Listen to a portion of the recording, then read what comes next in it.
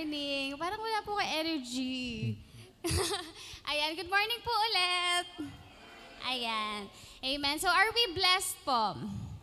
Amen. We are truly blessed no, na araw-araw po nararanasan natin no, ang pag-ibig, no, ang katapatan ng Diyos sa buhay natin. Gusto ko lang po tanungin, meron po ba kayong mga cravings ngayon? Si daddy ko po, yan madaming cravings sa araw-araw. Ayan, may cravings po ba ngayon? Food or something? Kape, cravings, yan. Dito po sa mundo, no, madami tayong cravings. Pagkain man yan, no, ano man yan, no. But the greatest, no, yung pinaka-importante nating kinikrave sa araw-araw, no, it should be the Word of God. No, truly po, no, na ang kailangan natin sa araw-araw, no, ay ang salita lamang ng Diyos. No? In every aspect of our lives, no, talagang ang sandigan po natin, ang pinanghahawakan po natin, no, ay ang salita ng Diyos. And this word, no, na nanggagaling sa Diyos, it completes us. No? Kompleto na tayo because of His word, no, through Jesus Christ, and it satisfies us.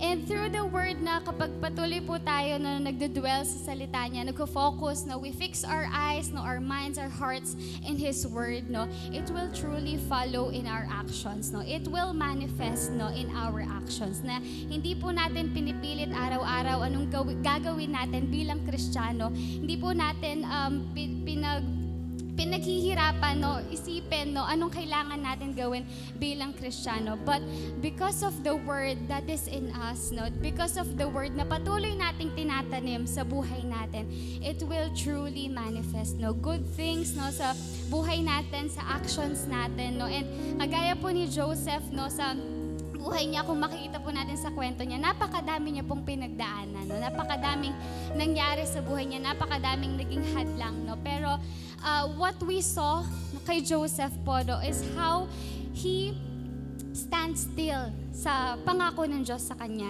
How he stand still, no, sa pag-ibig, no, sa salita ng Diyos sa buhay niya. Kaya tayo rin po, no, wala na tayong kailangan hingin pa, no, wala na tayong kailangan i-beg pa, no, sa Diyos dahil binigay niya na po lahat para sa atin through His word, no. Kaya we need more than anything else in this world, no, what we need is His word. What we need in our lives, no, is ang satisfaction na nakukuha po natin ngayon, no, through His love, no, through His grace, no, through His faithfulness, no, sa buhay natin. Kaya si Joseph po, no, kahit yun nga po, despite all of the things na nangyari sa kanya, no, he remained faithful because he know who God is in his life, no. Kaya ganun din po tayo. Wala na po tayong pangamba, no, wala na tayong worry, no, wala na tayong takot, no, ano man ang haharapin natin sa buhay because we respond in faith all the time because we know the truth na nasa sa atin na, and that truth that we know is Jesus. Amen. Kaya tayo po lahat na tumayo at patuloy po nating purihin at sambahin ng Diyos. Hallelujah. Praise you, Lord Jesus. Hallelujah.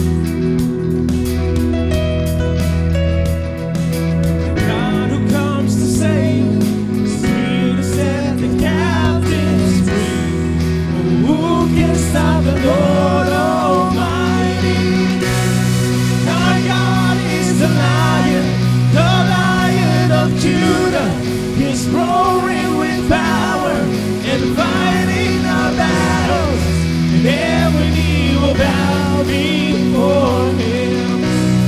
Our God is the Lamb that was slain for the sins of the world. His blood breaks the chains, and every knee will bow before the Lion and the Lamb. Every knee will bow before him.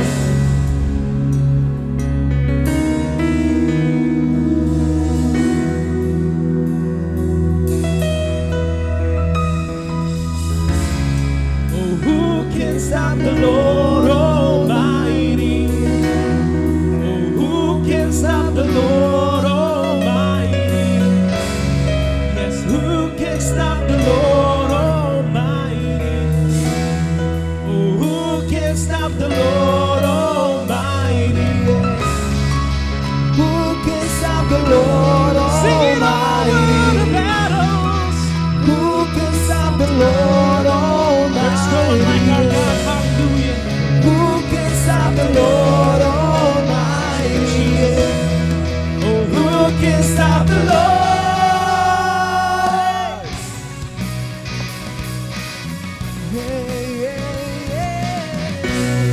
Our God is the Lion of Judah.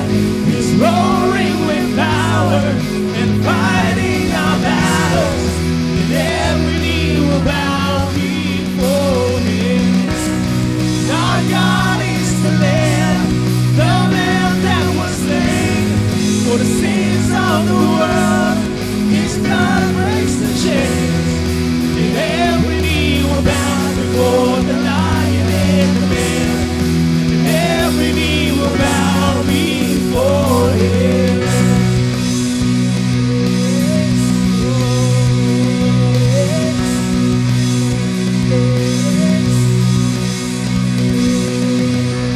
Hallelujah. Praise the Lord Jesus.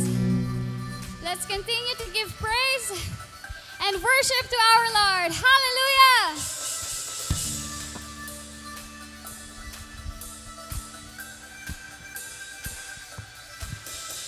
Whatever is true, whatever is right, whatever is pure, whatever is light, lead me in the way everlasting. Don't ever stop, don't ever stop.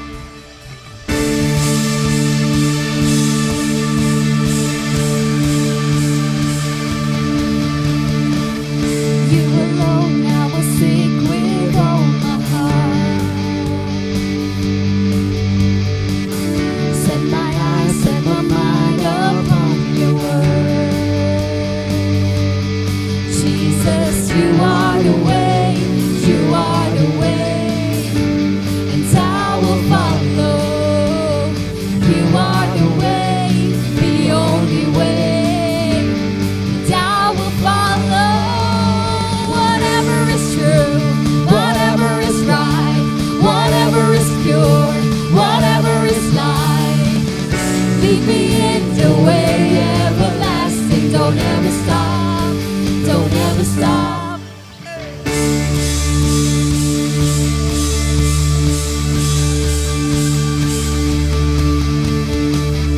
I will walk in the path of your command. In the strength of your name, God, I will live. Jesus, you are the way,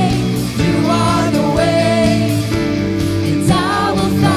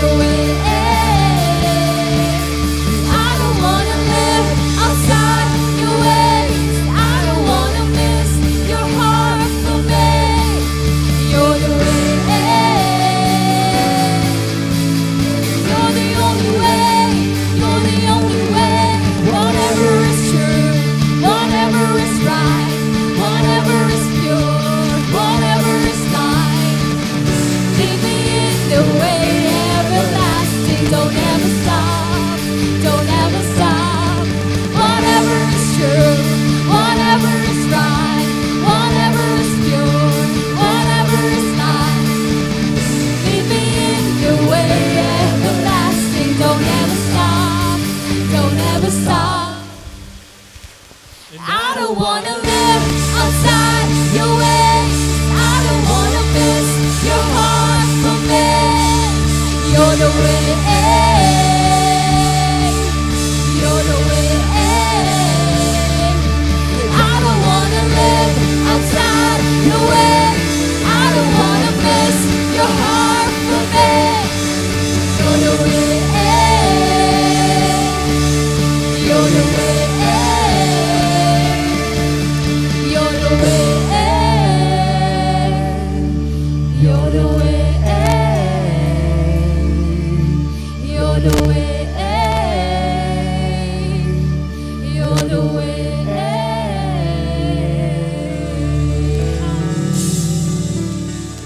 Hallelujah, Lord. Hallelujah, Jesus. We thank you, Lord. We glorify you, O God. Thank you, Lord. Tunay nga, Lord, that you complete us, O God. You satisfy, O Lord. Ikaw, Lord, ay kompleto na, Lord, sa aming mga buhay, Panginoon. Nagpapasalamat kami, Lord, for everything you've done, Lord, sa buhay namin, Lord, sa lahat, Lord, na tinapos na, Lord, para sa amin, O God. And truly, O God, you deserve, Lord, the highest glory, O God, the highest honor, Lord. Higit pa, Lord, sa pasasalamat, Lord. Higit pa, Lord, sa papuri, Panginoon. Maraming salamat po, Panginoon. Truly, Lord, there is none like you, Lord, sa buhay namin, Lord. Wala kang katulad, O Diyos. Hallelujah, Jesus. Thank you, Jesus.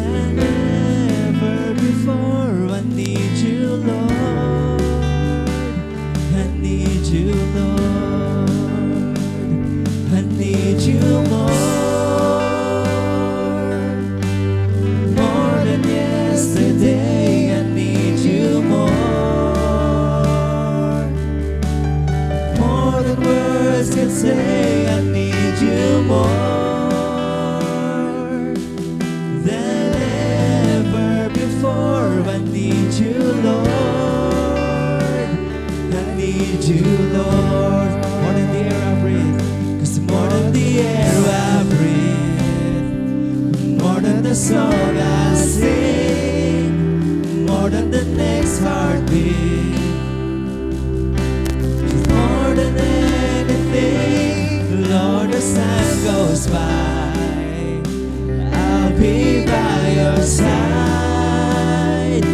'cause I never want to go back to my old life. I need you more than yesterday. I need you more than words can say. I need you more than ever before. I need you, Lord. I need you, Lord. More than the air I breathe, more than the song I sing, more than the next heartbeat, more than anything, Lord, as time goes by, I'll be by your side. 'Cause I never want to go back to my old life. I need you more than yesterday.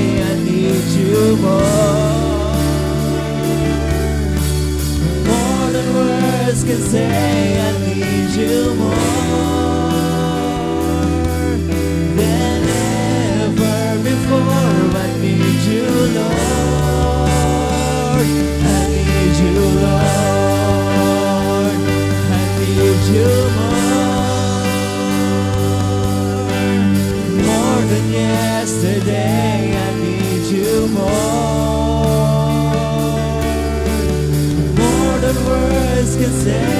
I need you more than ever before. I need you, Lord. I need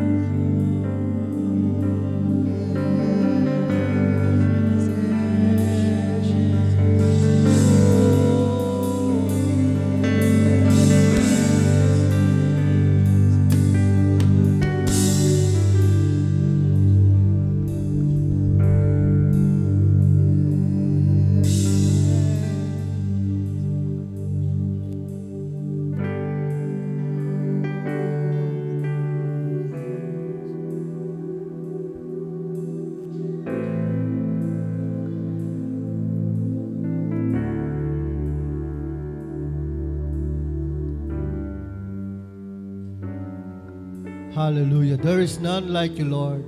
Wala kang katulad, Panginoon. Wala kang kapara sa aming mga buhay. Kayo, O Diyos, ang Diyos noon, ngayon at magpakailanman. Kayo po ang Diyos na hindi nagbabago sa buhay po namin. Kayo ay Diyos na dakila, makapangyarihan at mapagmahal na Diyos. Kaya, Panginoon, kayo lamang po, Panginoon Diyos, ang higit namin kailangan sa buhay po namin. Kayo po ang aming pagpapala, Panginoon. Kayo po ang aming kagalingan. Kayo po ang aming kalakasan. Ikaw ang lahat-lahat sa buhay po namin, Panginoon. Kaya, O Diyos, pawang papuri, pagdakila at pagsamba, Panginoon, ang siyang ibibigay po namin sa inyo sapagkat ikaw ay nananahan na. Nandito ka na sa aming mga buhay, Panginoon. Kaya anuman ang aming kailangan ay natugunan na sapagkat ang sagot ay nasa amin na. Si Kristo ang sagot sa aming mga buhay. Kaya salamat, O Diyos. Papuri po sa salamat at pagdakila, Panginoon. Ang siya patuloy po namin ibinibigay sa inyo, O Diyos.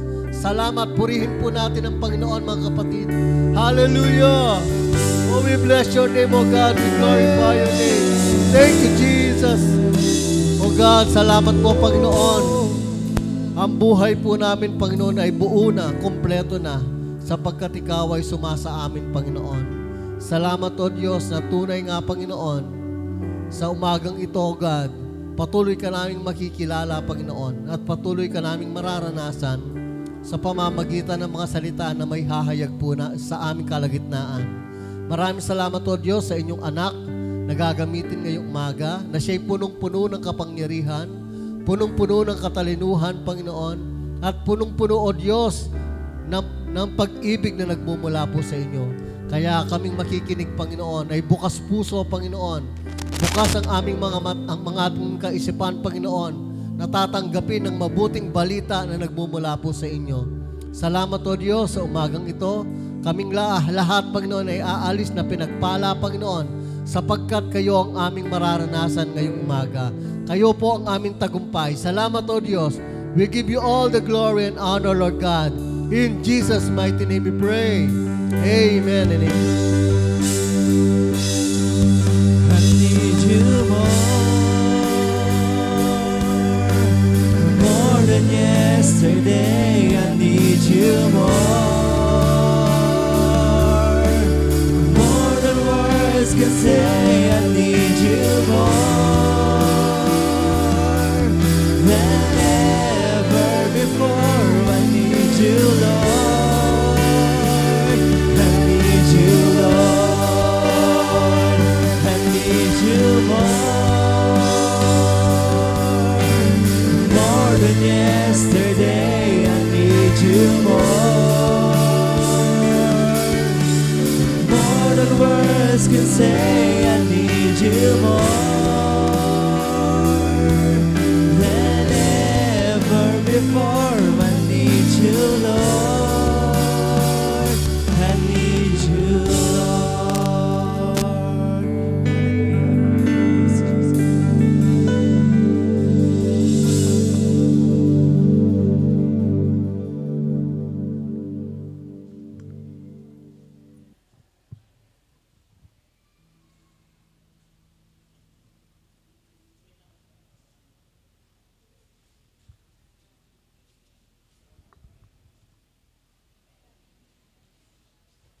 Amen. Amen. Magandang umaga po. Mayroon po tayong Women's Fellowship, Summer Fellowship, May 2 po, this coming Friday, 4 p.m. LMT Farm and Private Pool sa Pangmaysak. Ayan. Malapit lang po. Katabi lang to ng, nasa Sapang Maysak na po tayo. Dito na po tayo. Konting ano lang yan, nandyan na po yung ating venue ng ating pong Women's Summer Fellowship. Kita-kita po tayo mga women's. Amen. Okay na po.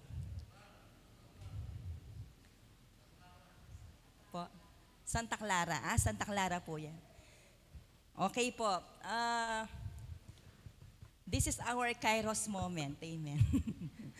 Pakisigaw nga po natin. Kairos! Naalala niyo po yung Kairos?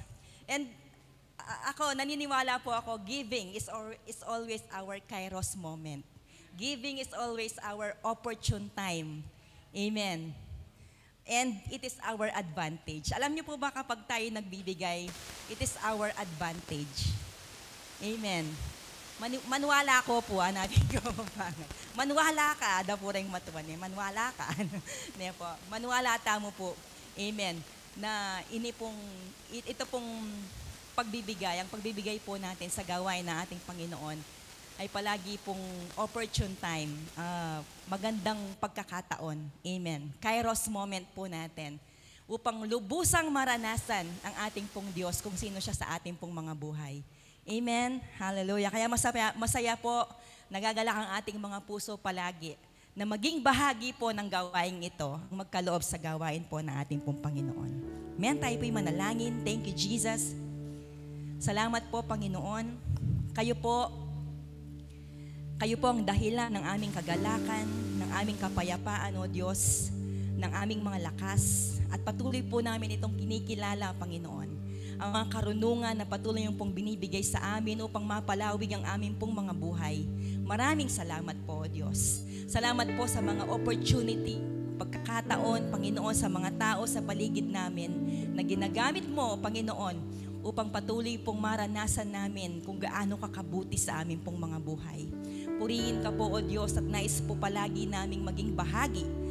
Gusto po namin palaging maging bahagi, O Diyos, ng iyong gawain, Panginoon, ng iyong kaharian, Panginoon, sa mundong ito, O Diyos. Sa pamamagitan po ng mga kaloob na ito, sa pamamagitan po ng mga ipinagkatiwala mo sa amin, Panginoon, ito po ay magiging bahagi po, Lord God, katulad po ng kami po ay bahagi ninyo, Panginoon, at kayo po ay sumasa amin.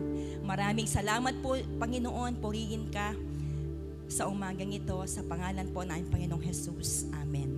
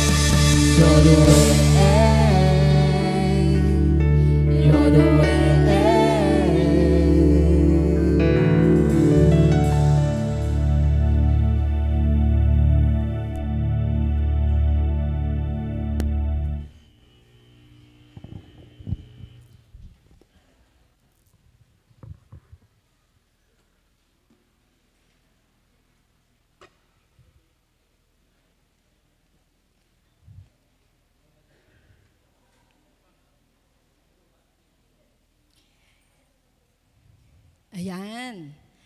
Isang maganda at mainit na umaga po sa inyo, aking mga kapatid sa Panginoon.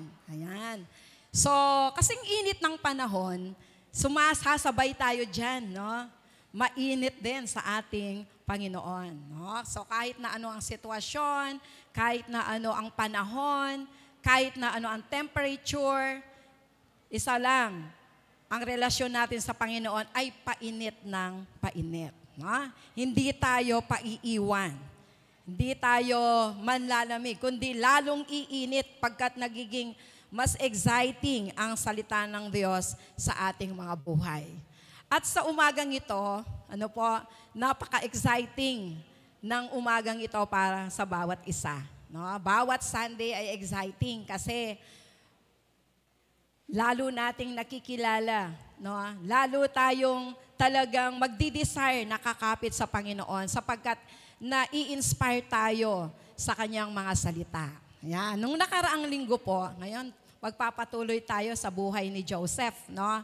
So napaka-exciting na story ng buhay ni Joseph. At kung merong parte sa buhay ni Joseph na very challenging, isa yung ating pag-aaralan sa umagang ito. No? Very exciting, very challenging. Kumbaga sa pelikula, ang bida ay dumadanas ng mga challenges. Minsan nalalampaso siya, no?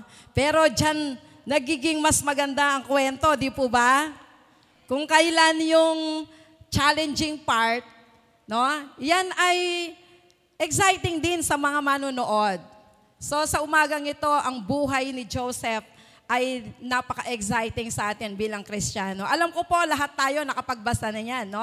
Ako, Sunday schooler pa lang ako. Tinuturo na yan ng aking mga Sunday school teacher, ang buhay ni Jose, no? Joseph, the dreamer. Yan, no? So, makikita po natin na napaka-exciting ng buhay ni Joseph. At nung nakaraang linggo, no, na pakinggan po natin, na pag-aralan natin, na sa buhay ni Joseph, meron ng vision. Meron ng vision. Meron ng magandang plano ang Diyos sa kanya. At ito ay napapanaginipan na niya. Nakikita na niya sa pamamagitan ng kanyang panaginip. Di po ba? Napanaginipan niya kung ano ang mangyayari sa kanyang buhay, sa kanyang kinabukasan. No?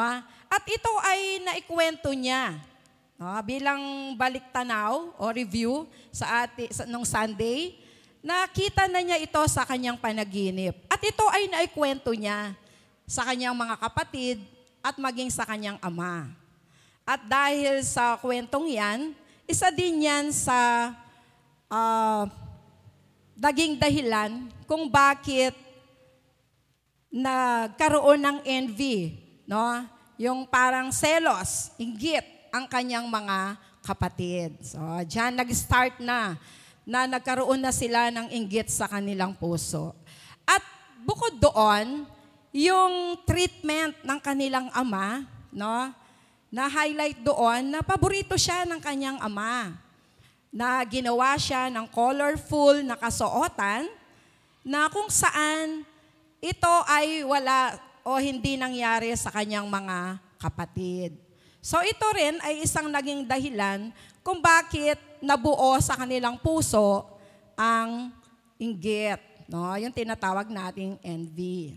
So sa umagang ito, ating pong pag-aaralan ang kasunod na mga verses. No? Kasi nung nakaraang Sunday, ito yung sa chapter 1 to 11. Na kung saan nga, nakita natin na favorite si Joseph na naging dahilan ng inggit na naramdaman ng kanyang mga kapatid. At gayon din, doon sa mga panaginip na kung saan na ikukwento niya ito. Ang panaginip na ito na sabi niya ang lahat daw ng mga bituin ay luluhod sa kanya, ay mahulog sa kanyang harapan o luluhod sa kanyang harapan. Na ibig sabihin, siya yung mamumuno, no? Over sa kanyang mga kapatid. So, nakita po natin doon na may mga dahilan yung kanyang mga kapatid kung bakit sila ay nakaramdam ng pagkainggit. No? At sa umagang ito, ipagpapatuloy natin, no, ang chapter na yon at dadako tayo sa verses 12 hanggang 36. Yan, part pa rin po yan ng ating second quarter. So, ano nga ba ang inggit? O yung pagkainggit? No? Kapag nakaramdam ang isang tao ng inggit, ano ba ito? No? Kayo po ba naranasan na ninyo ang mainggit o pinagkainggitan? Ibig sabihin, may taong nainggit sa inyo. No?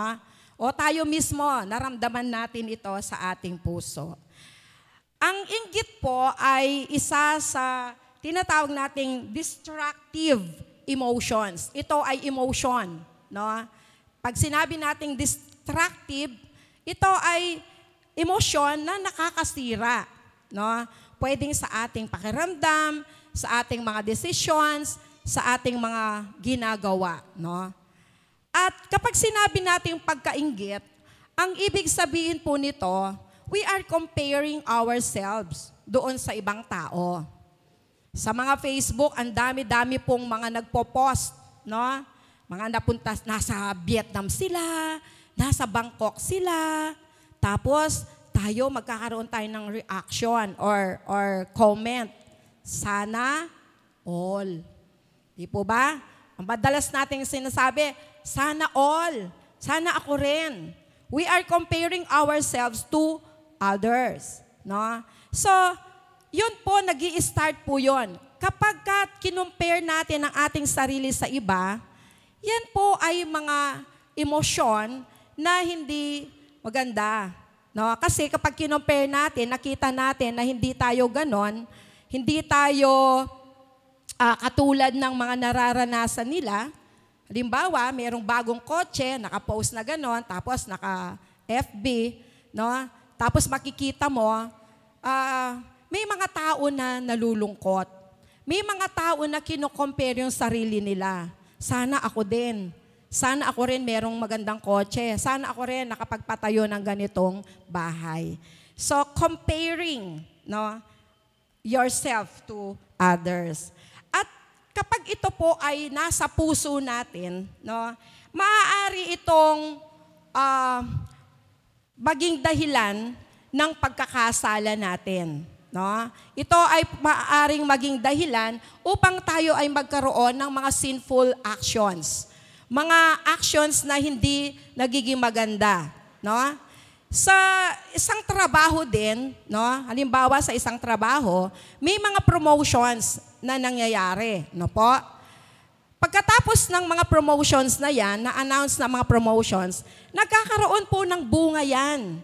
Kaya minsan, ang isang company, maingat na maingat sila sa pagbibigay ng mga recognitions and promotions. Kaya nga po, gumagawa sila ng standards. Pag sinabi nating standards, ito ay pamantayan. Pamantayan kung paano pipiliin ang best employee, ang outstanding employee. No? Kasi yung mga yon ay binibigyan ng recognition and awards. So, minsan, ang isang kumpanya, iniisip niya na sa pamamagitan ng pagbibigay ng recognition, lalong mamomotivate ang mga empleyado. Pero hindi po ito minsan ang nagiging outcome. Sapagkat after po ng awarding, mayroon ng magkakagalit. May dating magkaibigan, di na sila nag-uusap mula nung na-award yung isa. No? May mga complaints, hindi dapat siya, ako dapat. Hindi dapat siya nakakuha ng ganung puntos, ako dapat yon. So laging kino-compare, laging kino-complain, laging sinasabi bakit siya natalo, bakit siya ang na-recognize. So sinasabi nila kahit na merong standards, merong imperfections yung standards. No? So marami pong mga ganyan. May mga nangyayari na nasisira ang mga relasyon na dating magkakabarkada, magkakaibigan, subalit dahil po sa tinatawag na inggit or envy, nagkakaroon po ng pagkasira ng relasyon. So nagli-lead po ito sa iba't ibang mga tinatawag nating sinful actions. Mga actions na hindi nagiging maganda. Ano yung mga yon? So dahil na-promote yung kaibigan, chinichismis niya. Hindi man dapat siya nang napili. Hindi man dapat siya nang nakuha. Favorite lang.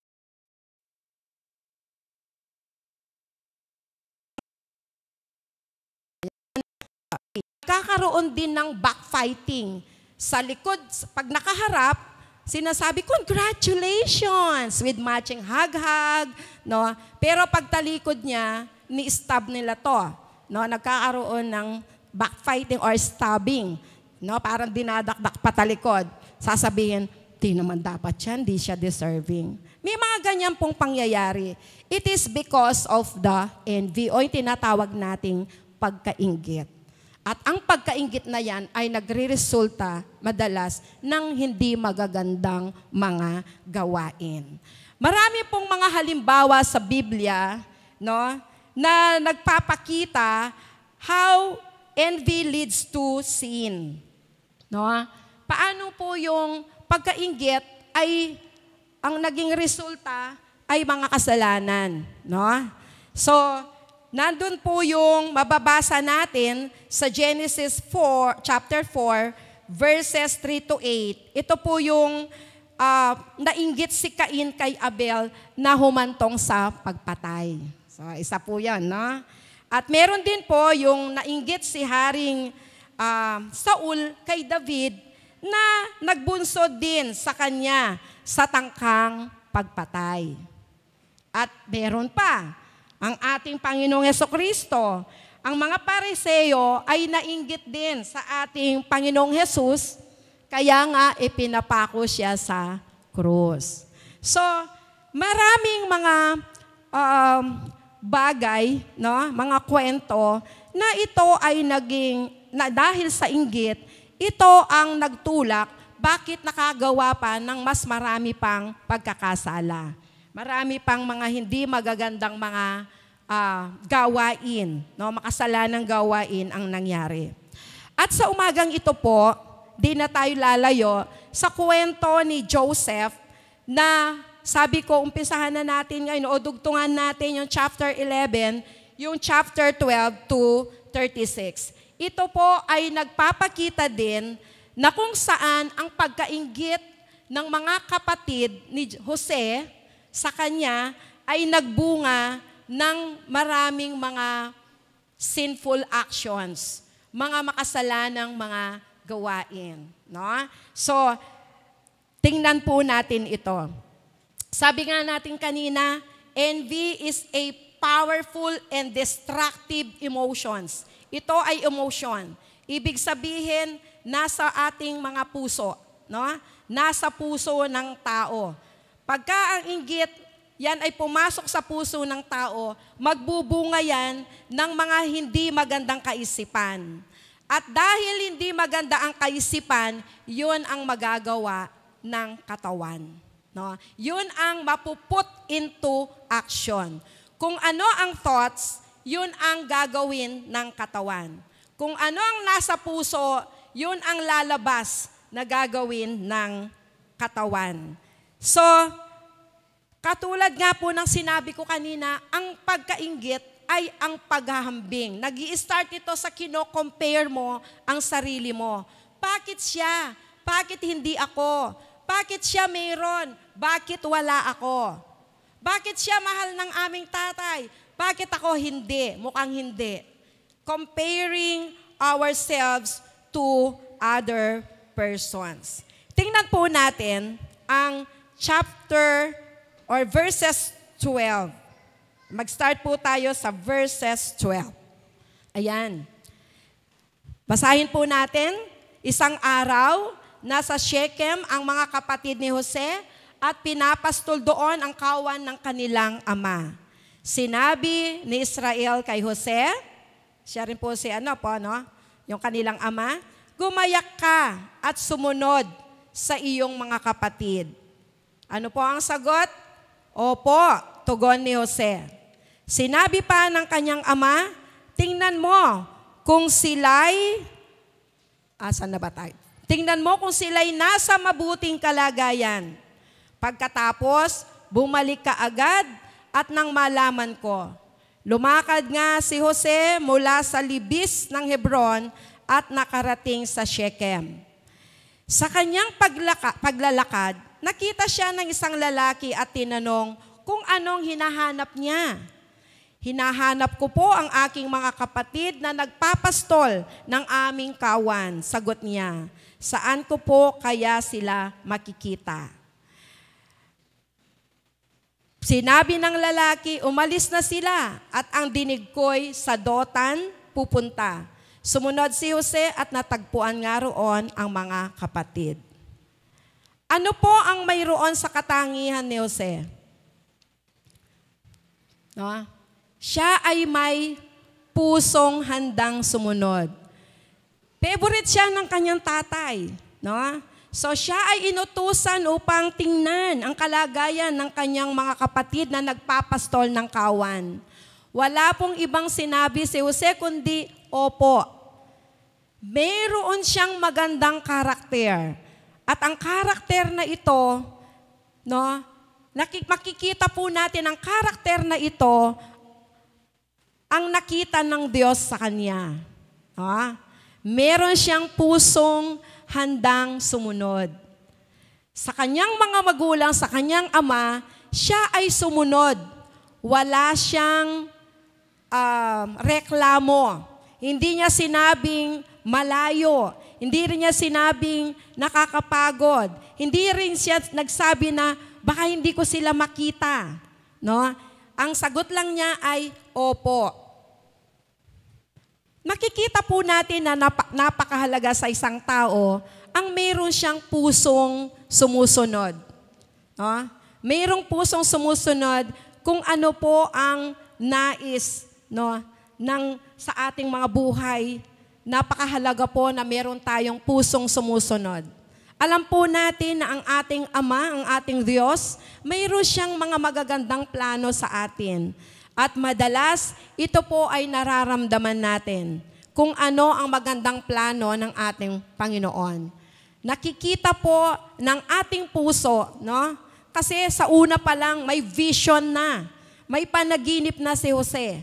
No? Meron na siyang panaginip kung ano ang mangyayari sa kanya bukas. Kung anong magiging kapalaran niya, nakikita na niya, nabivision na niya sa pamamagitan ng kanyang panaginip. Tayo rin sa ating mga buhay, alam po natin na ang Diyos, sigurado tayo na may magandang pinlano siya para sa atin. At kung ito ang nakikita natin, no, wala pong dahilan para hindi tayo sumunod sa ating Panginoon. Katulad ni Jose, mayroon siyang pusong sumusunod.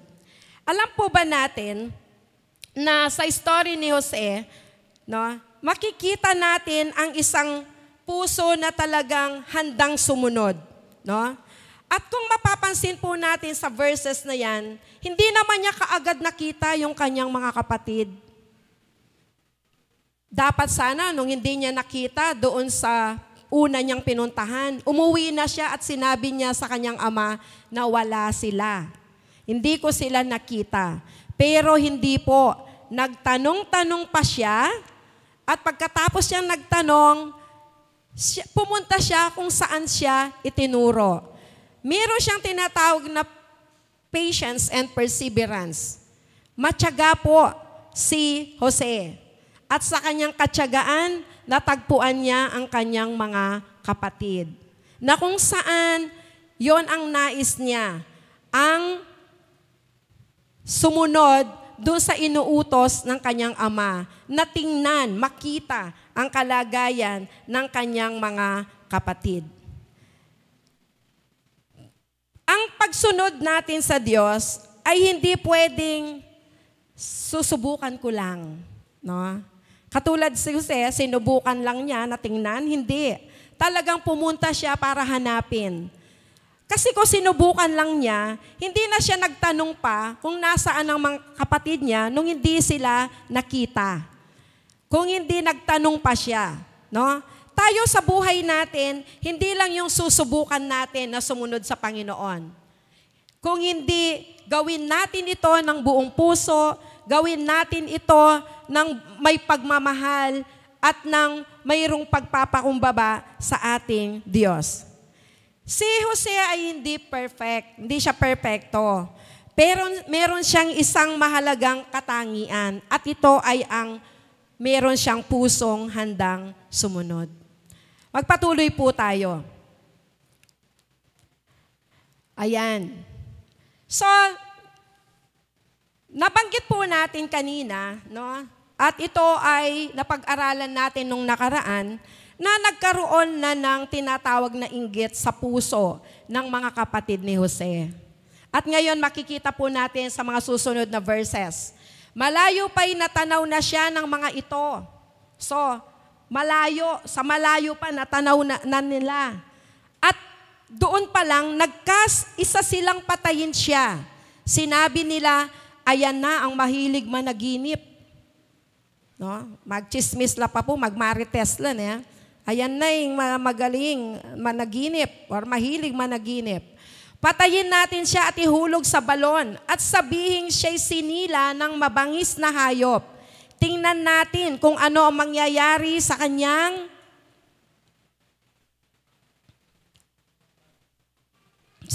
mga panaginip.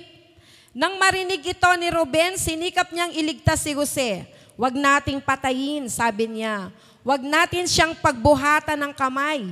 Ihulog na lamang natin siya sa balong dito sa ilan. Ang layunin ni Ruben ay mailigtas si Jose at maibalik sa kanyang ama.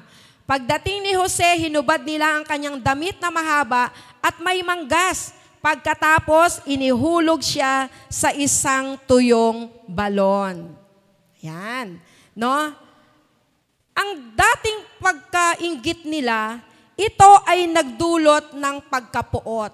Kaya nga malayo pa, nagbalak na sila. Ang ibig sabihin, yung inggit na nasa puso nila, ito ay nag-progress. No?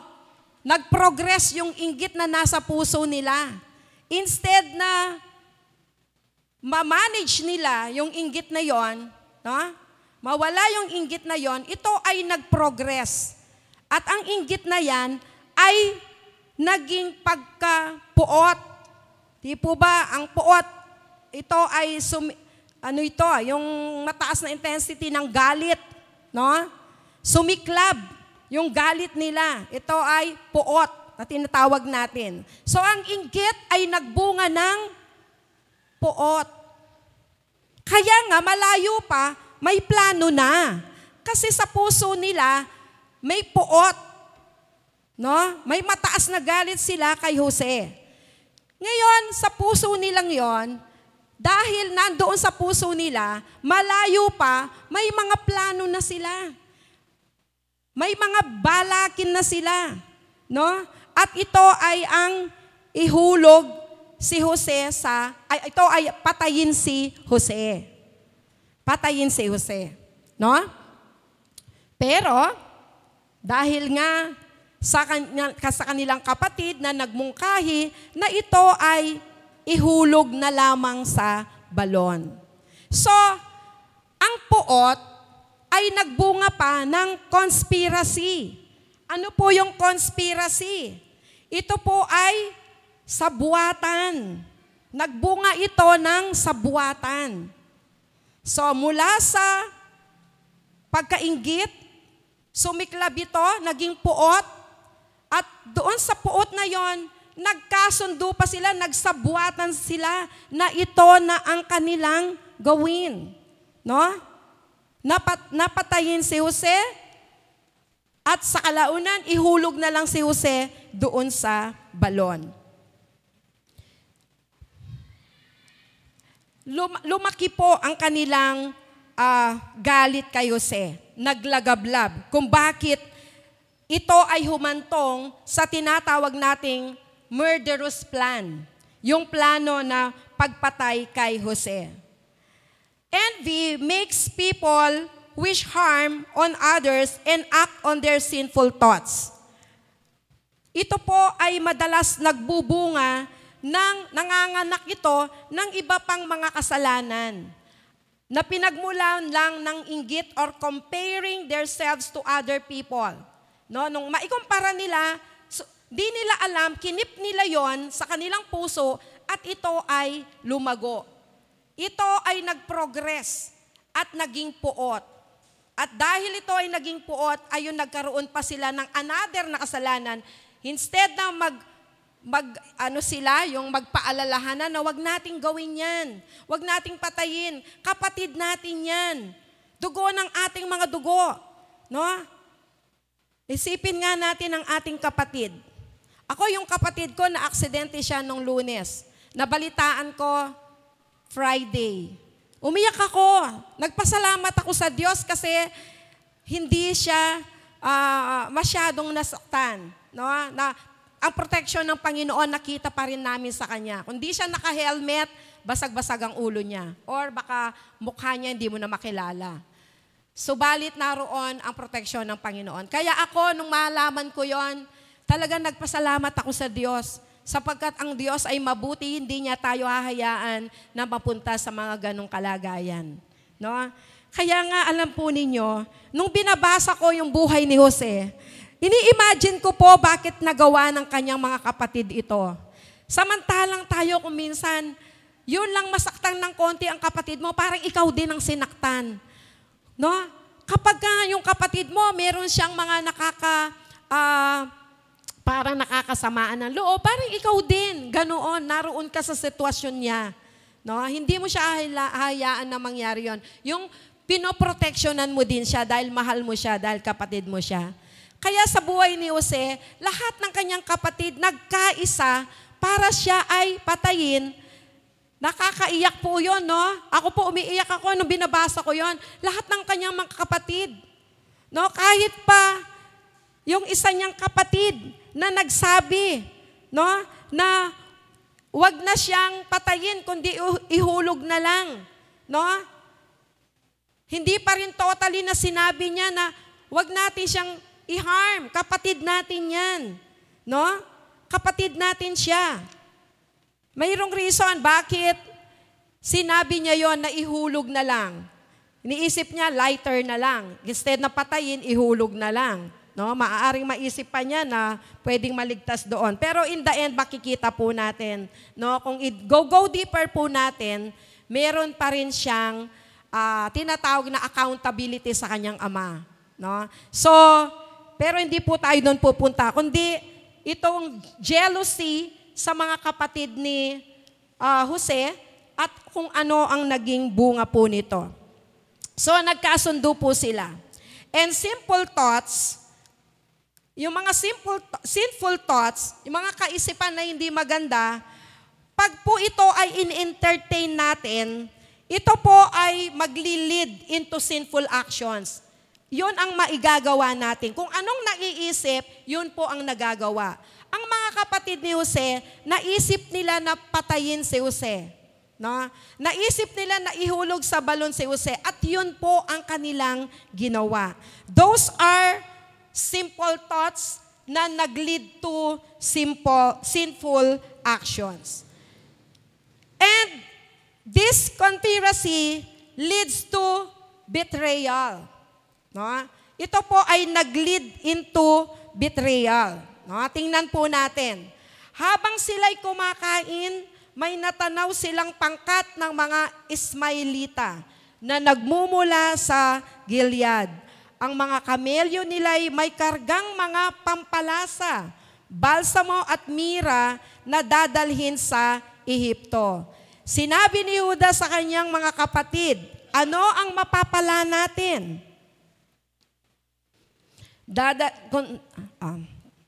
Ano ang mapapala natin kung papatayin natin ang ating kapatid at ililihim ito?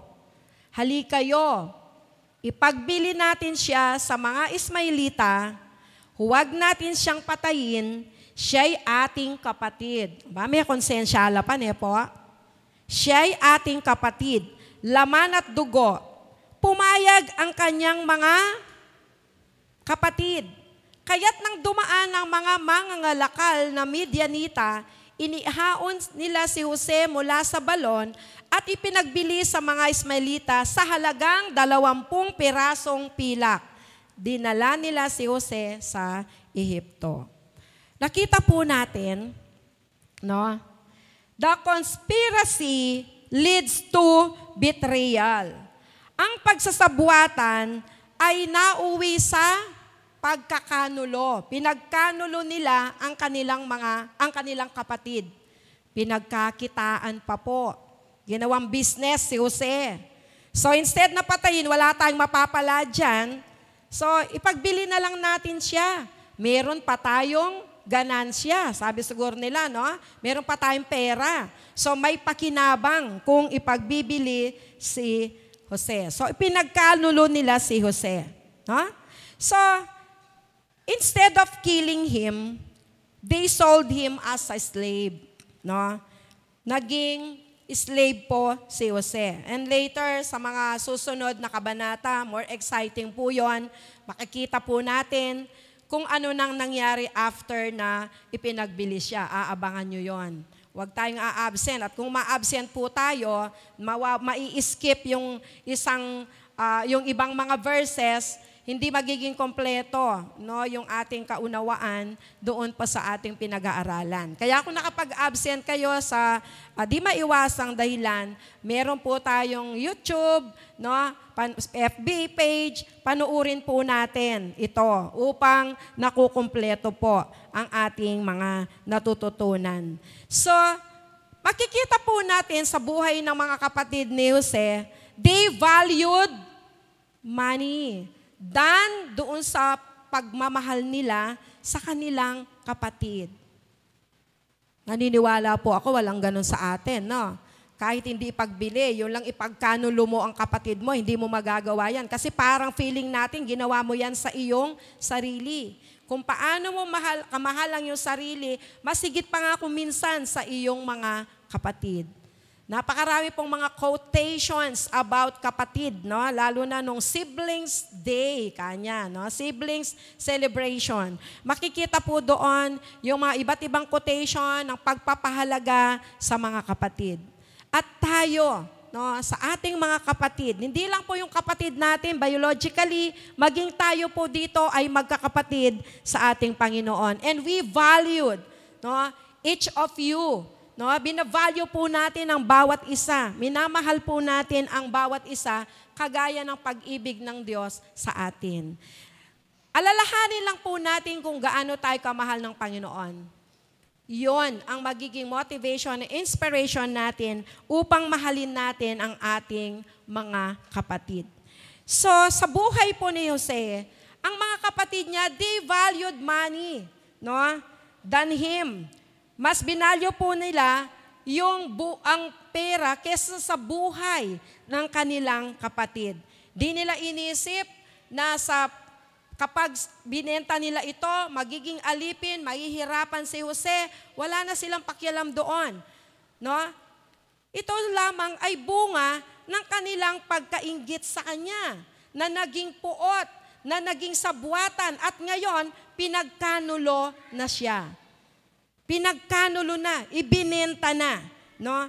Kaya nga po mga kapatid, may mga taong gina-justify nila yung mali. Kinagawa nilang tama ang mali. No? Madalas, hindi aware ang tao sa mga ganyang bagay. Na kung saan, sa simpleng inggit lang, nagbubunga ito ng mas marami pang mga makasalanang gawain, mga masasamang gawain. Na simpleng inggit lang, pero hindi alam na ito pala ay inalagaan sa puso at sa mga panahon na yon, ito ay namunga pa ng mas maraming kasalanan. At ang pinaka-worst, marami ngayon, mga pamilya na nagsisiraan, mga pamilya na ang pamilya niya ichinichismis sa iba, no? Ang family niya hindi binavalue, kundi kanya-kanya, no? Kanya-kanya sila. At marami din ang nagkakawatak-watak na pamilya dahil lamang sa inggit. Maraming nagsisira ang pamilya at meron ding mga napapatay na magkapatid, nagpatayan ng dahil lang sa mga ganyang thoughts, mga sinful thoughts. Na nag-umpisa lang sa pagkainggit at hindi nila alam, ito ay nagbunga pa ng mas marami pang mga makasalanang gawain. And then, betrayal leads to deception. No? Ano po yung deception? No? Yung tinatawag nating panlilinlang. No? So, nilinlang nila si Jose. No? At makikita po natin, no, they took Joseph's robe. Nauwi sa panlilinlang. Sino ang nilinlang nila? Ang kanilang ama. So, paano nila nilinlang ang kanilang ama? Tingnan ninyo, isang simpleng pagkainggit lang, nagbunga ito ng maraming mga masasamang gawain, mga sinful actions. Mga actions na naging bunga, naging anak, nung kanilang simpleng pagkainggit. Ito ay naghumantong sa panlilinlang nila maging sa kanilang ama, na kung saan ang panlilinlang na ito ay nagbunga pa ng malabis na kalungkutan sa buhay ng kanilang ama.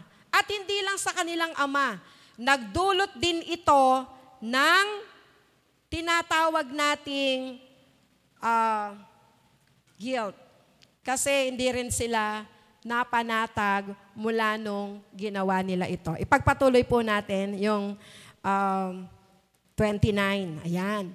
Nang magbalik si Ruben sa balon, no? Si Ruben kasi yung kapatid niya na parang nag-enlighten sa kanyang mga ibang brothers, no? Na instead na patayin, siya yung nagsabi na ihulog na lang sa balon. At bumalik siya, tiningnan niya na wala na roon si Jose. Pinunit niya ang kanyang damit, bumalik siya sa kanyang mga kapatid at sinabi, wala na ang bata, ano na ang gagawin ko? Kumuha sila ng isang kambing at ito'y kinatay. Ang dugo nito'y pinahid nila sa damit ni Jose. Dinala nila ito sa kanilang ama at sinabi, natagpuan po namin ito. Tingnan ninyo kung ito'y damit ng inyong anak. Nakilala naman ito ni Jacob at sinabi, oo, ito nga ang damit ng anak ko. Nilapa siya ng mabangis na hayop. Pinunit ni Jacob ang kanyang damit at nagsuot ng sako. Matagal niyang ipinagluksa ang kanyang anak. Sinikap aluwin siya ng kanyang mga anak na lalaki at babae, ngunit tumanggi siyang magpaaliw. Sinabi niya, habang buhay ako, magluluksa ako hanggang sa kabilang buhay dahil sa pagkawala ng aking anak, at nagpatuloy siya sa pag-iyak. Ang panlilinlang ay nagbunga ng malabis na kalungkutan. At kung magpapatuloy tayo sa pagbabasa niyan, makikita din po natin na ito ay naging guilt din sa puso ng kanyang mga kapatid. Habang buhay na sila ay nagi-guilty. So, nakita po natin ang nagiging bunga ng tinatawag nating envy o yung tinatawag po nating pagkainggit or sa other term, ito ay pagkaselos. No? Pagseselos. No?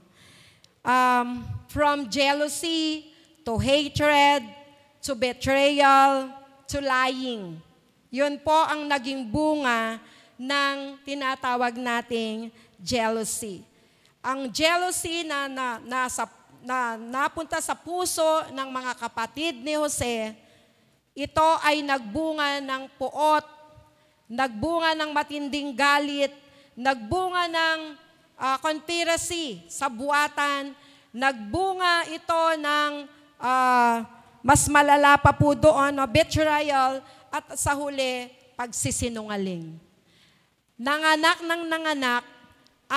ng mga iba't ibang mga sinful actions o mga masalanang gawain ang pagsiselos o yung pagkainggit. So nakita po natin sa buhay po natin, no? Bilang mga Kristiyano, hindi naman po tayo excuse na nakakaramdam ng ganyang emosyon. Subalit, ano po ba ang nagiging bunga nito? No?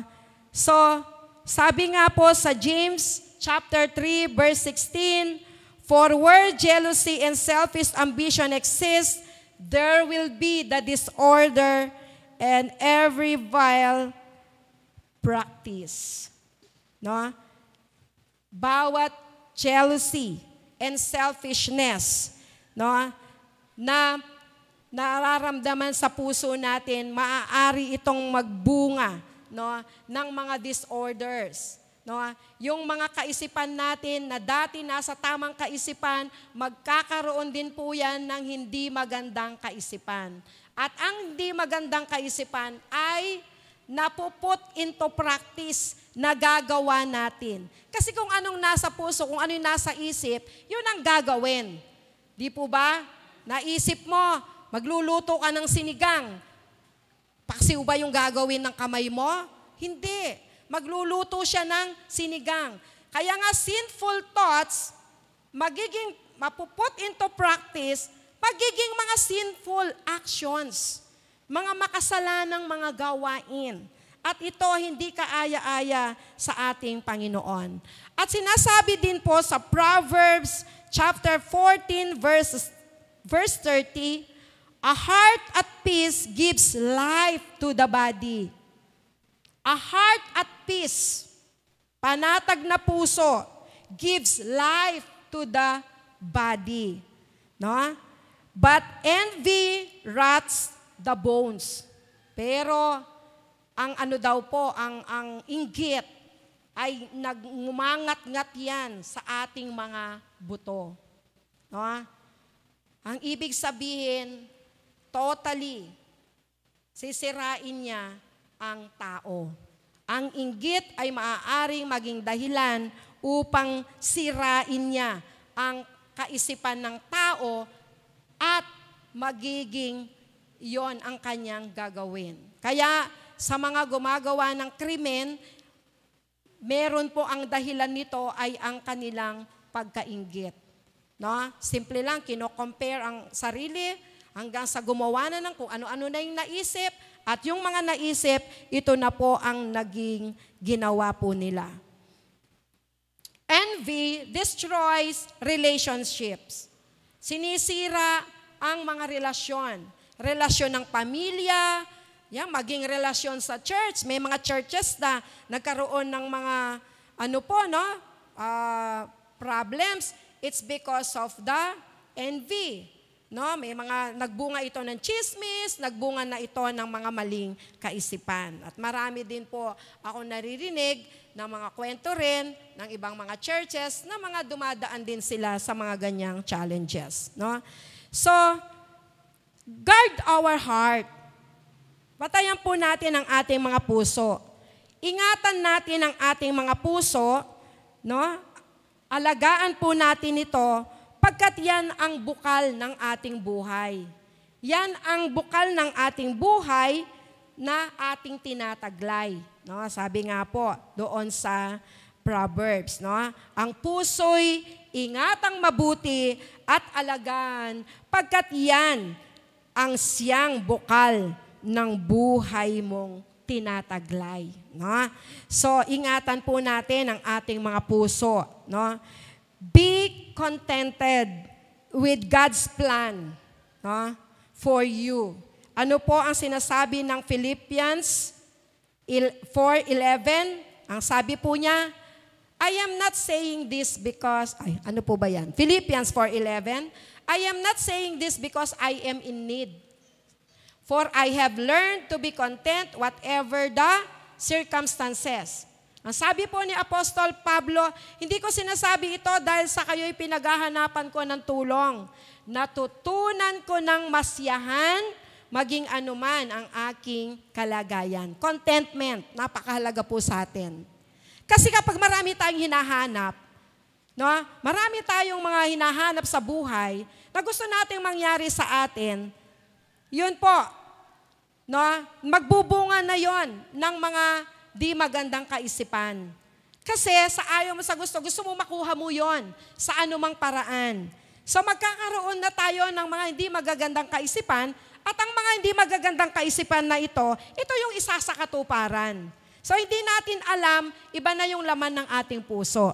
No? Be contented. with God's plan for you. Trust God has a purpose for your life, just as He had for Joseph. Sa huli makikita po natin na napakaganda ng plano ng Diyos sa buhay ni Jose. Yes, dumaan siya sa mga ganyang di magagandang pangyayari. Muntik na siyang pinatay, no? Ipitinapon siya sa balon, pinagbili siya, at sa mga susunod na chapter, malalaman po natin kung saan na napunta si Jose. Very exciting po ang buhay ni Jose. Pero sa dulo nito, ang mabuting plano ng Diyos, siya ang mangyayari sa buhay ni Jose. Abangan natin yan. Talagang exciting yan. Celebrate other success. Hindi po, kesa sa mainggit tayo, makigalak tayo sa success ng iba. Alam niyo po, before, ako rin naman naiinggit before. Pero alam niyo po, mula nung napapag-aralan kong mabuti at nagkakaroon ako ng mas malalim na kaunawaan sa salita ng Diyos, sa mga plano ng Diyos, sa mga bagay na binigay na ng Diyos sa akin, kahit hindi ko pa nararanasan ng iba, alam niyo po ba na masaya ako? Kontento ako dahil sigurado ako kung ano ang bukas ko. Ang bukas ng pamilya ko. Ano ang magiging bukas ng aking mga pamilya, ng aking mga anak, ng aking mga kapatid, ng aking mga magulang. Sigurado ako sa magandang bukas na yan. Kaya nga ito ang nagiging motivation ko kapag nagkakaroon ng success ang ibang tao, kasiyahan ko din ang success nila. Nagre-rejoice din ako. Nasasabi kong, congratulations, I am happy for you. At kapag po yan ay aking sinabi, totoo sa aking puso, I am happy for you. Alam niyo po bang masayang parang ako din ang na-promote. Parang ako din ang nagkaroon ng recognition. Sapagkat alam ko na yun ay galing sa Diyos. At nais ng Diyos, lahat tayo ay magkaroon ng buhay na ganap at kasiya-siya. Walk in love. Lumakad tayo sa pag-ibig ng ating Panginoon. Motivation natin, mahal tayo ng Panginoon, hindi niya tayo i-harm. The Lord loves us so much. Paano ako, bakit ako malulungkot? Bakit ako maiinggit? Kung mahal ka, mahal kayo, mahal din ako ng ating Panginoon. Kung anumang buhay ang nais niya sa inyo, yun din ang nais niya. Kaya hindi ako maiinggit sapagkat pareho-pareho tayong mahal ng ating Panginoon. Trust God has planned for you just as He had to Joseph. Alam niyo po kung anong sinasabi niya sa Jeremiah? Ito na po, dito tayo magtatapos. Ito ang pinakamaganda. For I know the plans I have for you, declares the Lord, plans to prosper you and not to harm you. Plans to give you, sabay-sabay po nating sabihin, hope and a future. Amen? Sapagkat batid kong lubos ang mga plano ko para sa inyo, mga planong hindi ninyo ikakasama, kundi para sa inyong ikabubuti. Ito'y mga planong magdudulot sa inyo ng kinabukasang punong-puno ng pag-asa. Amen! Purihin ka, Lord! Napakaganda ng plano mo sa buhay ko. Buhay na ganap, buhay na kasiyasya, pag-asa. Magandang bukas. Bakit ako maiinggit? Yan, mawawala po sa puso natin yan. Yes, hindi tayo excuse. Sa ating makakita tayo, bigla maisip mo yon. Pero, alalahanin mo, no? I-nurture mo. I-remind mo ang sarili mo, the Lord has a good plans for you. Not to harm you, but to give you a future, a bright future. Yan lagi ang ating alalahanin. Yan lagi ang ating alalahanin. At huwag tayong bibitiw dyan. Magandang bukas ang ating hinaharap sa ating Panginoon. Kaya nga, manatili po tayo sa ating Diyos. Manatili tayo sa kaisipan na mahal tayo ng ating Panginoon. Hindi niya tayo pababayaan. Ano man ang sitwasyon, ano man ang pagkakataon, ang Diyos ay nasa atin na.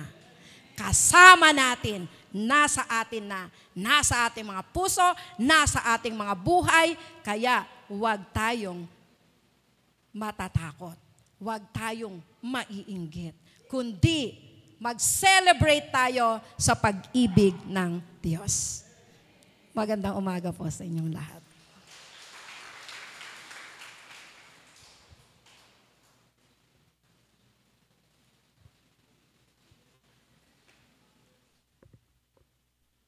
Amen. Praise God. Salamat, Madam Jem. Napagpala po ba ang lahat? Amen. Salamat po sa mensahe ng ating Panginoon. Si Pastor po yung magko-conclusion mamaya. Okay, so every last Sunday of the month ay nagkakaroon po tayo ng prayer of healing, for healing. No, healing prayer. So, ang purpose po natin, siyempre, makita po natin, maranasan natin, na kalooban ng Diyos na ang mga mananampalataya, ang mga anak niya, ay may mga malulusog na pangangatawan. Walang karamdaman, walang sakit. Kalooban po yan ng Panginoon. Naniniwala po ba kayo? It is His will for us to be healthy and to get well. No? Yung wellness niya. Okay? So, ang healing po ay, bago po tayo manalangin, ang healing po ay kasama sa redemption ng ating Panginoon. Nung siya ay mamatay sa krus ng Kalbaryo, dumanak ng dugo, He took our infirmities, He bore our diseases. No? Dinala po niya, no? Inalis niya, no, ang ating mga karamdaman sa pamamagitan ng kanyang kamatayan. Kaya yung kagalingan po ay kasama po sa kaligtasan, sa redemption na ipinagkaloob ng Diyos sa kanyang mga anak. At nais ko po na palagi po nating alalahanin,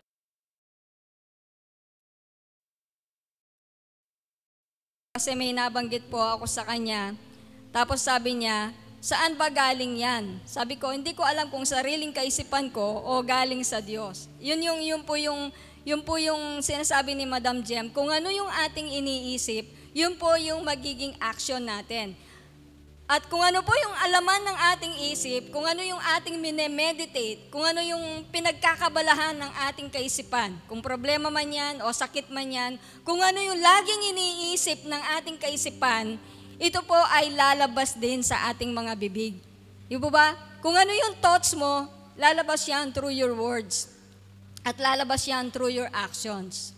Okay? Kaya po sabi ko nga, mag-ingat tayo sa lahat ng ating mga iniisip at lahat ng ating mga sinasabi. Ang sabi po ng Proverbs 18 verse 21, death and life are in the power of your tongue.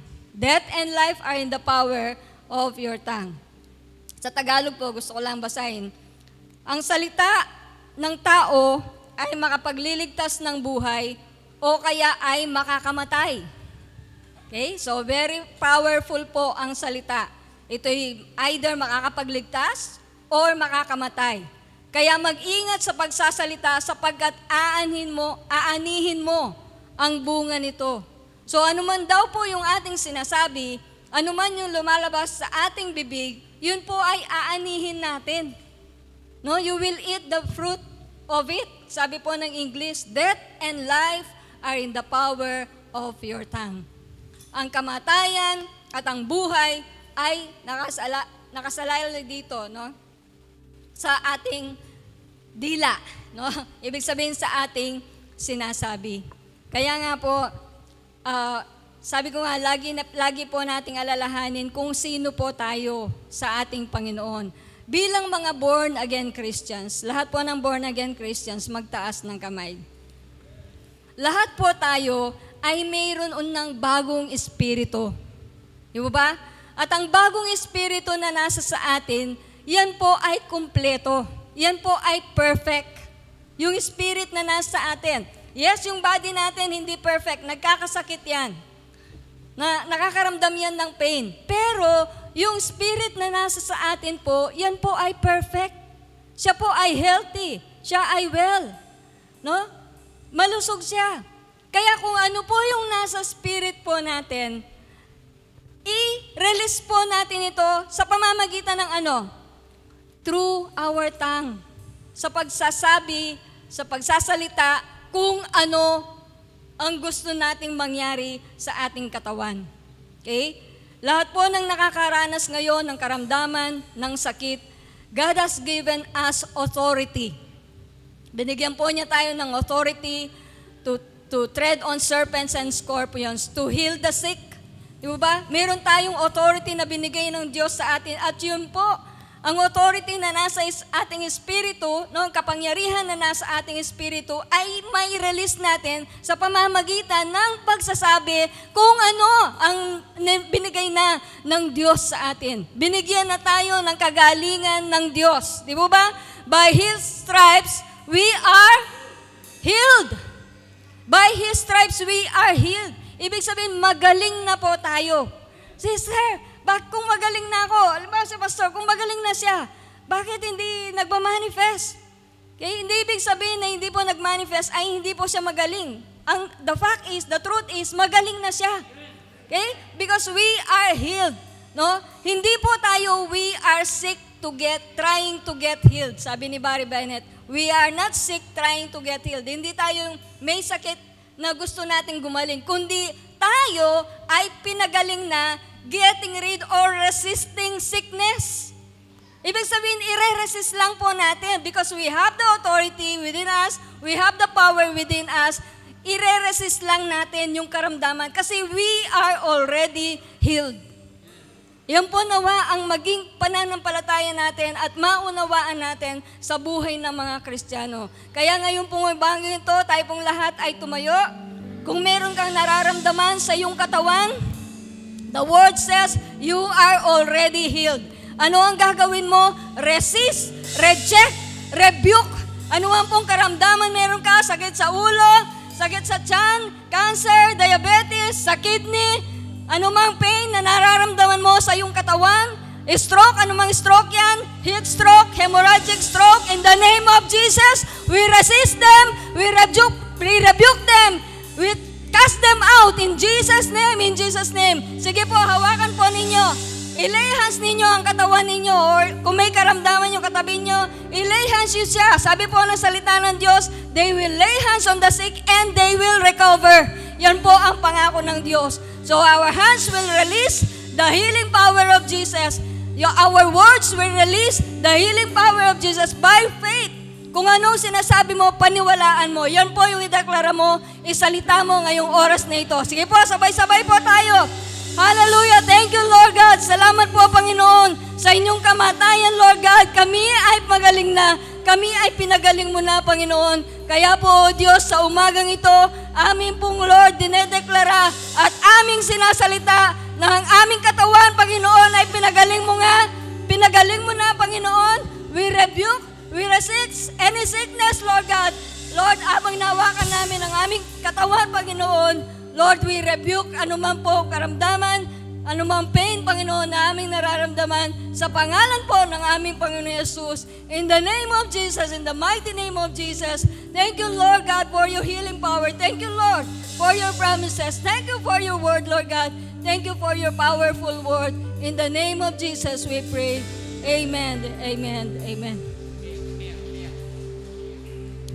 Okay, so bago po mag-conclusion si Pastor again, sige po, umupo muna po kayo. Kasi sabi ko sa kanya, pwede bang i-share ko sandali yung PEAC, kahit sandali lang, PEAC, ano po. So, noon pong Friday ay nagkaroon po ng PEAC validation sa school. So, lahat po ng mga teachers na kailangang kasama, junior high school teachers, yung mga coordinators po natin, OIC, sina Ma'am Pat, sina Sir Chris, no? Nandito po silang lahat. Ako po lang po yung nasa bahay kasi nakiusap ako na sa bahay na lang ako dahil po, of course, kailangan po ako ni Pastor. Lalo na that time po, wala po si Ate Luz, nag-outing sila. So, okay. But praise God, no? Yung original po na schedule po ng PEAC ay April 24. Okay? Pero na-move po ito ng April 25. Okay? Sakto naman po, April 25, holiday po sa Australia, at wala pong pasok si Janiel. Kaya pwede po akong magkulong doon sa kwarto kasi maghapon po yung validation. And I praise God, we praise God for the victory, no? Tagumpay ng PEAC validation. Palakpakan po natin ang Panginoon. Okay? Nang makita ko po yung mga video, mga pictures ng mga teachers, tagumpay. Pero siyempre hindi yung nakita ko na, doon pa lang yung tagumpay. Actually, before pa yung validation, kinlaim na po namin, dineclare na po namin na ito ay tagumpay na. Okay? And maghihintay na lang po kami ng result. Pero as far as the validation is concerned, overall ay maganda po yung kinalabasan. Masaya po yung ating mga teachers, yung ating mga coordinators. Nakahinga na sila ng maluwag. No? Kung hindi makatulog before a night before the validation, no? Pagkatapos po ng validation, talagang nakahinga na kami lahat ng maluwag. Okay? So, favor din po na yung mga binigay na validator sa amin. Mababait po sila and we really appreciated their assistance at saka help para po sa ikalalago ng Young Builder School. Kaya kung meron po kayong mga mag-grade 7, i-enroll na po ninyo dahil meron po tayong ESC subsidy. Okay? Government assistance po yon. Okay? Ganon din sa ating mga teachers. Meron po silang teacher subsidy from the government. Okay? So, pero siyempre magbabayad ka muna ng tuition. Yeah. I-reimburse namin kasi hindi naman kagad binibigay yon ng PEAC. Usually at the end of the school year. Okay? So, i-reimburse yun, i-refund sa mga bata at sa mga teachers, ibibigay sa mga teachers. Kaya purihin po ang Panginoon sa tagumpay ng ating pong PEAC. Amen. Praise God. Okay, darling, thank you very much, darling. Katunay nga po na ayaw kong iwan ka dahil mahal na mahal niya ako. No? So, Panginoon, Panginoon, sa si Madam Jem, at din sa kanyang pamilya, sa kanyang asawa, nasuportong lang sumusuport sa kanya. Nung gabi po, nag-pray ako. Pray po ako congregation. At napilala po ng Panginoon. Mag-journey. Nagpunta tayo ng Sapalibutan, naggawain tayo ng Sapalibutan cover court. Nagpunta tayo ng Gobal doon. No? Nagpunta tayo ng library. Nagpunta tayo ng EMT. So, sabi ko, salamat sa mga member, congregation na. Tuloy ka silang blessing, Panginoon, sa church dito. Sabi lang, sila sumusunod. Pumunta sila. Kahit sila taga-lubasa sa palibutan, ay lumayo po sila. Sila yung pumunta. Walang angal. So, I believe na kayo, Panginoon, kumikilos sa mga kapatid ko, Panginoon. At alam ko, mas kumikilos kayo. Dahil doon, iba yung aming motivation, iba yung heart namin. Para kami palain, para mahalin ng Diyos. Pero ngayon, Lord, iba na. Kami narito at sumusunod dahil mahal niyo kami at pinagpala rin niyo kami. Hindi para pagpalayan. Kaya, mas makikita ko at mas na bigyan ko ng buhay, nabibigyan tayo ng buhay na tayo po ay narito at sumusunod sa gawa nito dahil sa pag-ibig at pagpapala ng Diyos sa ating mga buhay. Amen? Kaya mas aktibo tayo kaysa noon. Aktibo tayo noon, pero mas ngayon, mas aktibo tayo. Kaya purihin Diyos sa ating pong samahan, alam ko, na patuloy na pala ang ating mga pamilya at ganoon sa mga kakilala natin sa mabuhay natin. Purihin Diyos. At salamat sa mensahe na sa mga gito. At nais pong basahin ang ating last verse, ang aking conclusion. Sa 2 Corinthians 10:12, 2:13. Hindi namin ibinibilang o kinukumpara ang aming sarili sa mga iba na mataas ang tingin sa sarili. Mga hanggal sila dahil sinusukat nila at kinukumpara ang kanilang sarili. So may mga lumalaban kay Apostol Pablo sa kanyang pagiging apostol. At mga lumalaban ito ay kinukumpara na ang sarili na kung sino sila at susunod si Pablo. At sila ay nagmamalaki sa sarili. Dahil sila po ay may nagagawa na kung saan kinukumpara na sa iba, sa kay Pablo, ang kanilang ginagawa. Pero sabi niya, verse 13, pero kami ay hindi nagmamalaki sa mga gaway hindi namin sakop, kundi sa mga gaway lamang na ibinigay sa amin ng Diyos at kasama rito ang gaway namin sa inyo. So si Pablo hindi po siya nag-compare sa ibang tao, sa kanyang mga ministeryo. At alam niyo, ako po malaking pressure sa ating buhay. Nung ko po hindi pa ganito maliwanag ang kaisipan patungkol sa biyaya ng Panginoon, sa pag-ibig ng Diyos. Ako po na-motivate na palaki ng church, palaki ng congregation, na kung saan nagkukumpara ko sa iba. So iba yung aking motivation. Kaya napagod ako. At talagang pagod ako sa aking pag-iisip, sa aking puso. Kaya, hindi po relax ang aking pag-ministry noon. Kaya, ngayon po, relax na relax. Dahil po sa ang Panginoon, ang siyang sumasama at pag-ibig niya sa aking buhay. Amen? Kaya po, si Pablo ay nagpupuri sa Diyos. Hindi sa anumang wala sa kanya at hindi panawagan niya, kundi dahil sa panawagang ibigay sa kanya ng Diyos. Kaya sabi nga ng Ma'am Jem, magpuri tayo.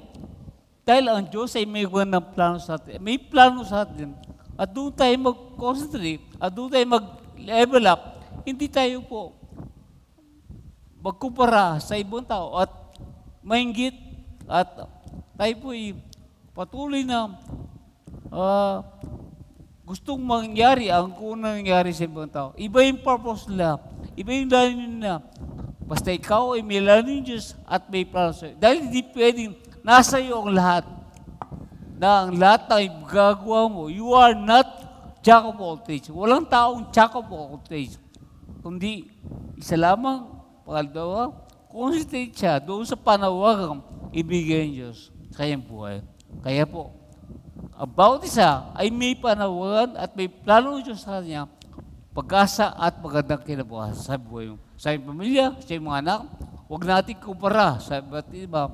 Kundi, bawat anak natin ay mayroon po plano ng Diyos sa kanya. Sa bawat kakaibigan natin, may plano ng Diyos sa kanya. Kaya tingnan natin ang tao, ang ating anak, ang Diyos ay kumikilos sa kanyang buhay. Kaya, ang Diyos ay talagang maayos ang kanyang palakad, maayos ang kanyang pamahala sa buhay natin at sa buhay ng buong mundo. Nasa tao lang kung siya'y tatalima sa lahat ng bagay no. Kaya po tayong lahat ay tatalima sa layunin at gusto na po na tayo po ay magpapasalamat, magpupuri katulad ni Pablo sa layunin na ibinigay ni Diyos sa ating mga buhay. Pinagpala tayo sa layunin na ibinigay ni Diyos. Kaya I can do all things through Christ who strengthens me. Hindi mo magagawa ang lahat, pero magagawa mo ang lahat ng bagay sa layunin na ibinigay ng Diyos sa iyong buhay. Amen? Palakpan natin, Panginoon. Hallelujah! Tayo natin, Panginoon. Hallelujah, Lord, salamat po, Panginoon. Patuloy na pinapaliwanag yung pinapalinaw sa buhay namin, ang mga salita mo at mga plano namin sa aming mga buhay. Plano ninyo sa aming mga buhay. Layunin mo sa aming mga buhay. Ako saan, Panginoon, ay kami patuloy magmayagpag, alulipad, sa layunin na binigay mo sa amin. Kaya, Lord, kami narito sa mundo, narito sa pamilya ito, narito kami, pagiging Pilipino, narito kami sa trabaho ito, narito kami sa church ito, dahil kayo po ay may plano sa buhay namin At kami po, narito, handang sumunod sa iyo. At kami po, ay magiging pagpala sa iba dahil kami pinagpala mo. May magiging blessings sa iba dahil kami yung bless sa aming mga buhay. Kaya hindi namin ginagawa ang lahat ng bahay, Hindi para kami mapurihan, matao, kundi dahil ikaw ay mabubuti sa amin. At kung ano ang laman ng aming puso at isipan, ayun po ang aming gagawin sa aming mga buhay. Kaya, Panginoon, tunay, Panginoon, the more what we seek you, or seek first the kingdom of God, patuloy namin yung hanapin na yung kaharian at yung katuwiran at lahat ng bagay susunod sa aming mga buhay. Dahil yun ang laman ng aming puso ay yung kabutihan, pag-ibig, kapayapaan, kagalakan, kaharian, kabalaspito, parang pataya na nagbumula sa iyo dahil ikaw ang aming pininiwalaan. Kaya yung direksyon ng aming buhay, ikaw ang liwanag ng aming buhay. Kaya Lord, we will go forward in the bright future sa buhay na pagkasa at kasesya sa aming buhay. We give praise and glory to the Father and Son and Holy Spirit. And we all say, Amen! Amen! Magandang umaga sa inyo lahat.